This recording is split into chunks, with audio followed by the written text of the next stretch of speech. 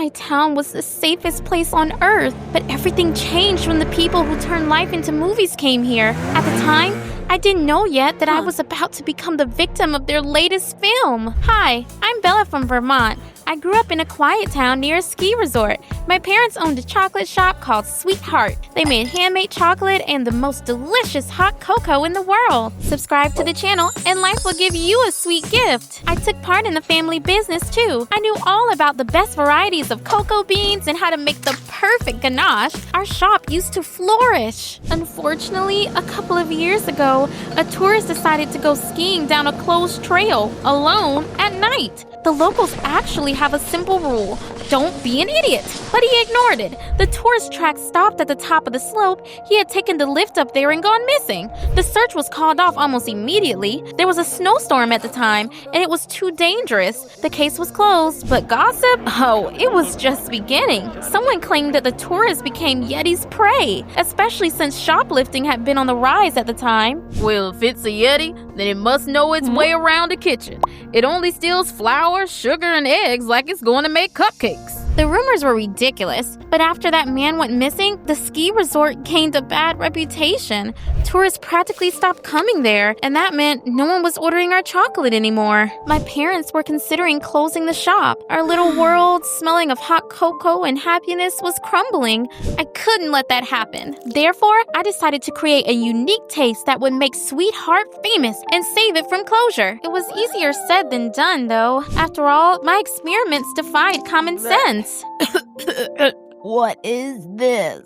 Chocolates with dill. Bella, this is a crime against humanity. Next was caramel with garlic. Yeah, Dad wasn't a fan. Well, we'll end up on the news thanks to your experiments in the poisoning of the week segment. I joked that setting trends wasn't easy, but when I looked at our empty shop, my stomach was in knots. One frosty morning, I was carrying a box of cocoa beans to the shop when I saw something unusual. A couple of hooligans were trying to steal a girl's purse. But then, a gorgeous guy on a snowboard came down from the slope. He pushed the hooligans aside and pulled the girl close. It all looked cool, but a bit fake, like it was a scene from a movie. Spoiler alert, it was indeed a scene from a movie. Cut! Why is there an outsider on set? Get her out of here! Are you talking about me? No need, I'll leave myself. It turned out that a romantic action movie 3 Feet Above Snow was being filmed in our town. I took a closer look at the actors and almost dropped the box of cocoa beans. The main character was played by Ryan West, a rising Hollywood star. His charm seemed to melt the snow around him. His scene partner was Meg Layston, the movie star who posted morning selfies with her perfect makeup on and pretended she woke up looking that beautiful. Awesome! If a movie was being filmed there, the ski resort will become popular again, and our shop would get a second chance. That's all I dreamed of. A couple of days later, fate smiled upon me again. The shop door swung open, and the actors from the movie walked in a swirl of snow. Ryan, those hooligans, Meg, and that fussy director. Hey, country bumpkin, is there Wi-Fi here? Don't listen to her. We just want to warm up a bit. Then you've come to the right place. I made them hot chocolate with homemade marshmallows. Ryan took a sip and broke into a smile. God, it's like a hug from the inside. What's your name, goddess of chocolate? Bella. Nice to meet you. I'm Ryan. This is Meg. You're on the cover of all the magazines. Of course I know your names. Then, let me introduce you to our director, Leo. He's high-strung because this is his debut movie. It was interesting to watch the crew when they weren't working. Meg complained all the time. The boys were arguing about the script and laughing. Leo kept nervously checking the weather forecast. Dang it! A snowstorm is about to hit the town soon. We need to hurry up and film all the scenes outside before then, or the producers will eat me alive and have you for dessert. I don't know what came over me, but I suddenly broke in. I could help. I know all the beautiful spots around here. If you want, I'll be your guide. Yes! We need a local's help. That's how I became an official consultant for the film crew. I showed them the most breathtaking views. The bridge over the river, the snow-covered slope, the abandoned chapel haunted by the ghost of Lumberjack, if rumors were to be believed. In between filming, we warmed up with hot cocoa and chatted. Aside from being handsome, Ryan also turned out to be a good listener. He was interested in everything from chocolate recipes to the history of the city. Ryan was especially intrigued by the story of the missing tourist. I told him everything I knew. They say that the man got up on that slope and disappeared as soon as he got out of the lift cabin.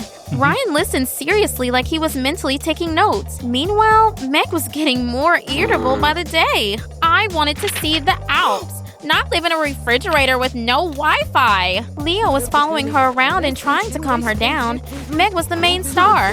The director spent half of the movie budget to hire her, and half his nerves. They eventually filmed a scene in which Meg's character was supposed to fall while skiing, but her stunt double was late. I'll do it myself and go warm up. The cold is making me allergic to my career. But there was one problem. The cameraman had been changing the camera battery and hadn't filmed anything. What? You weren't filming? Did I take a risk for a take that doesn't exist? Meg, we'll do another take. Do it without me. I'm going to Los Angeles. I have better projects waiting for me. In a couple of hours, she really did board a plane. Silence fell over the set. What's gonna happen now? It seems like the project is over. This is the end for me. We don't have the money to hire a new actress.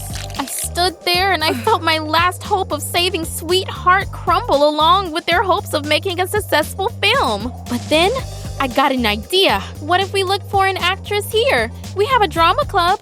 The girls there are talented. Why not? We have nothing else to lose. But the audition turned into a comedy. The first girl forgot her lines. The second one was overreacting so much that Ryan almost burst out laughing. And the third one was so nervous she spilled her coffee on Ryan. That's enough. This is it. Let's pack our bags. The project is officially dead. I came on stage to help Ryan clean his clothes. At that point, I couldn't hold back tears. Hey, are you crying? Why is this movie so important to you? I told him about the lack of tourists and our shop's problems. Ryan took my hand. He was just being friendly, but Leo suddenly beamed. Yes! There's chemistry between you. I think I found a replacement for Meg. Me? But I don't even know how to act. Then don't. Just be yourself. The magic of cinema will do the rest. I agreed. Not only for the sake of the city, I was falling for Ryan. Whenever he looked at me, I felt like the main character even without any cameras pointed at me. Great. We'll start tomorrow. For now, rest. The Actors Hotel and my house were next to each other. Ryan and I walked together. At some point, he noticed that I was cold and handed me his scarf. Here you go. If you get sick, we're all doomed. The scarf smelled of Ryan's cedar cologne, and it made my heart race. We decided to start filming with the most important scene, the one in which criminals kidnapped my character and she was saved by Ryan. Love and action in every frame. Camera, action, go. But as soon as the camera turned on, I glitched like a computer. Seriously, I forgot my lines and just blinked like a fish in an aquarium. Bella, your line. Oh, right. Here's my, hero! Everyone looked at me like I was a complete moron. Something was obviously wrong. Cut. That was, not bad. Ryan, can I talk to you for a second? They returned 5 minutes later with suspiciously satisfied smiles. Bella, you're wonderful. We decided to change the script a bit to enhance the emotions. You don't mind, do you? I nodded. I had no reason not to trust them. The following scenes were weird. Now, there were a lot of moments where I had to throw myself at Ryan and declare my love for him. I felt stupid, and Ryan looked awkward too. I love you! Okay, cool. I'll give you an autograph. And cut. Perfect. At least the director was happy. I even thought that I was doing really well. But then I was brought back down to earth. I came to the set and heard something I wasn't supposed to. Did Bella really agree to such public humiliation? That's the thing. She can't find out. I froze like an ice statue, and then I came closer. What are you talking about? Okay, but no hysterics, okay? Bella, to be honest, you're a terrible actress. Even a snowman has more emotions than you. We decided to change the format because we didn't want to cancel the movie. The format? Yeah, it's reality TV now. A crazy fan is chasing a famous actor on vacation. The audience loves this kind of thing. So I'm just entertainment to you? It's nothing personal, Bella. Just business. Does Ryan know about this? Leo paused, and then he smiled nastily. Honey, Ryan suggested it. No, it can't be. I read somewhere that inspiration was sometimes born out of pain. No wonder I suddenly felt like making chocolate. The whole time, I couldn't stop crying, like a child who was just told that miracles didn't exist. The next morning, I came to Ryan's room and treated him to sweets. It's delicious. What's in it? My tears. Now you know what betrayal tastes like. I know everything, Ryan. You were just using me. I'm sorry. I should have explained everything sooner. A couple of years ago, my dad and uncle got involved with the mafia. We owed them a lot of money. Now, to pay off his debts, Dad made me take on all kinds of projects. I work without rest. If this movie was canceled, I would have to fly straight to another film set. But it was important for me to stay here. That missing tourist is my uncle. I wanted to buy some time to find him. What a speech. You're a good actor, Ryan. Too good for me to believe you. When I got home, I kept crying. My parents noticed that I was upset, and I had to tell them everything. They'll pay for my daughter's tears. Bella, is this the director? I nodded, and Dad came up to Leo.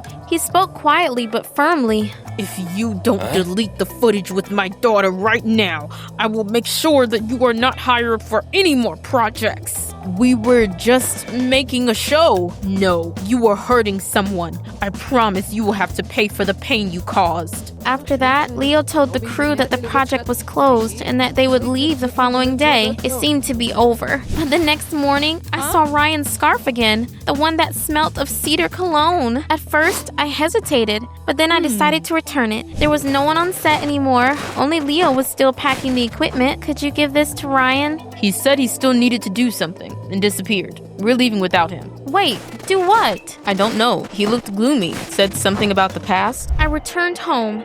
A snowstorm was howling outside all day and it felt like the city was empty. I kept clutching Ryan's scarf. I didn't know why. I couldn't let go of it. Anxiety was growing inside me, as enormous as the mountains around. Wait, the mountains, the slope, the missing tourist. It was like an electric shock hit me. What if Ryan was telling the truth about his uncle? My friend might be in danger.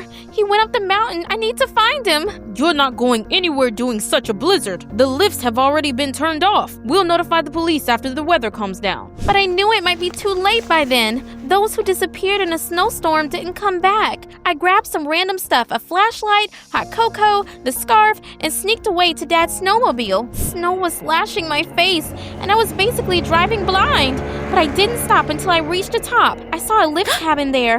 Ryan was inside it, blue from the cold, shivering, but alive. Bella? Who were you expecting? A Yeti? I gave him the scarf, a thermos, and my breath.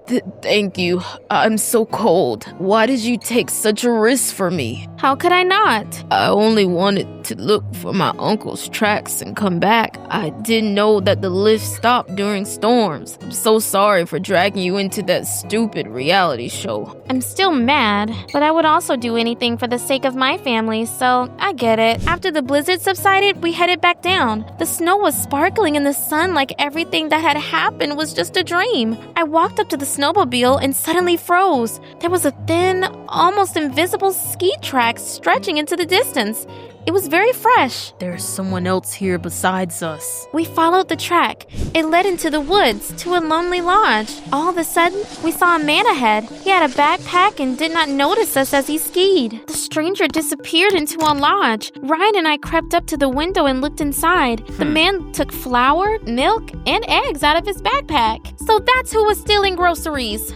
That's my Uncle Alex. When we walked in, the man stared as if he had seen a ghost. Ryan, I risked my life looking for you. Everyone thought you were dead, but you were just hiding. I thought it would be better this way. I disappeared to escape from the mafia. The resort lost tourists because of you. I'm sorry. I was only thinking about myself. But now it's time to go back. The three of us went down to the city. Dad gave me a lecture about carelessness and the danger of storms, but my parents were glad I was safe. Before leaving, Ryan stopped by the shop to say goodbye. Is it true that there were tears in those chocolates? No, only spicy ginger and a drop of cherry syrup, a balance of sweetness and bitterness, like life itself. You're on to something. It was a memorable taste. We awkwardly said goodbye to each other, and he left, but he wasn't gone for long. A month later, the shop door swung open. Ryan was suddenly there with a smile on his face that made snow melt. I didn't get a chance to invite you to the rink. We should fix that. This place has changed. There's so many people now. The news about the found tourist spread quickly.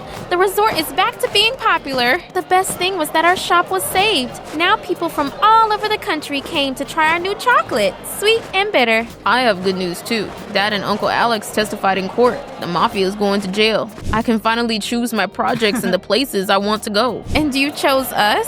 I chose you. To my surprise, we saw Meg at the ice rink.